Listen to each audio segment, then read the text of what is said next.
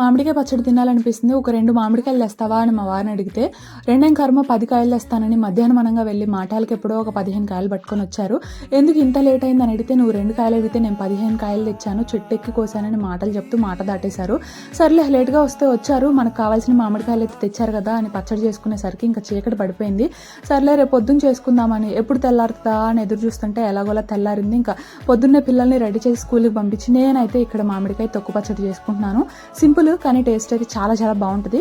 First అయితే రోట్లో వెల్లుల్లి గర్భాలు అలాగే కొంచెం జీలకర్ర, ఒక 2 స్పూన్ల వరకు కల్లుప్పు వేసుకొని కొంచెం దంచుకున్న తర్వాత మామిడికాయ ముక్కల్ని కొంచెం పెద్ద సైజుగా కట్ చేసుకొని వాటిని కూడా వేసుకొని కొంచెం కచ్చపచ్చగా దంచుకున్న తర్వాత 2 స్పూన్ల వరకు కారం వేసాను. ఇక్కడ నేను 2 పెద్ద సైజు మామిడికాయలు తీసుకున్నాను, అందుకే 2 స్పూన్ల ఉప్పు, 2 స్పూన్ల కారము అలాగే 1/2 స్పూన్ మెంతిపిండి వేసేసి కొంచెం కచ్చపచ్చగా దంచుకొని ఇట్లా తాలింపు అయితే వేసుకొని పచ్చడి చేసుకున్నాక ఇంకెక్కడ అవుతుందని చెప్పండి. అందుకే వేడి వేడి అన్నంలో తినేసి టేస్ట్ అయితే చాలా బాగుంది. నచ్చితే మీరు ట్రై చేయండి.